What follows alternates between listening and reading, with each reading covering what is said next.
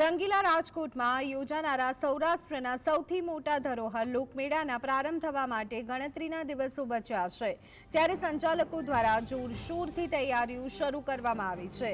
સામાન્ય રીતે ઉજવણીમાં લોકો જોશમાં આવી જતા હોય છે, પરંતુ રાજકોટ અગ્નિકાંડની ઘટના બાદ તંત્ર સતર્ક બન્યું છે। સોઇલ ટેસ્ટનો રિપોર્ટ આવે તેમાં ગ્રીન સિગ્નલ મળ્યા બાદ જ રાઇડ સંચાલકો દ્વારા રાઇડ ચાલુ કરવામાં આવશે।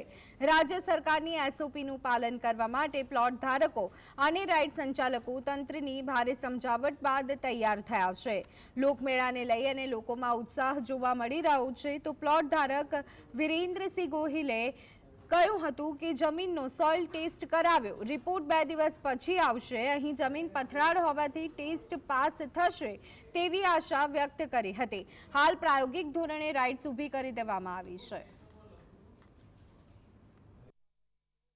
એનું તો પાલન કરવું જ પડશે અમારે, અને એસઓપીના પાલનમાં એવું છે કે અમે સોઇલ રિપોર્ટ કરાવવો પડે પહેલાં, પછી એનડીટી રિપોર્ટ કરાવવો પડશે અત્યારે, પછી રાઇડુના નકશા નહીં આવે એસઓપીમાં, એ બધું છે રાઇડનું નકશા બનાવવાના, સ્ટ્રક્ચર કઈ રીતનું છે રાઇડનું, પછી રાઇડ ઊભી કરીને પછી ચલાવે એટલે કે બરોબર છે, પછી અમારે એ રાઇડનું ચલાવવાનું એમ કહે છે કે આ રાઇડ ખરાબ છે તો એ રાઇડ અમારે ચલાવવાની નહીં આવે।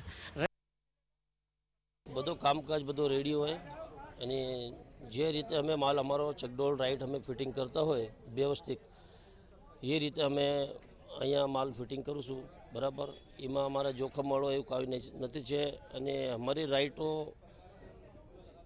હર 8 કલાકમાં ચાલુમાં ચેકિંગ થાય છે બરાબર। જેટલા અમારા નટ બોલ્ટ હોય એટલા અમારા હર 6-7 કલાકમાં અમારા બધા છોકરા કારીગર ફોરમેન જે છે એ અમારા બધા એને બધું સારી રીતે ચેક કરે છે બરાબર, એમાં કાંઈ છે નહીં।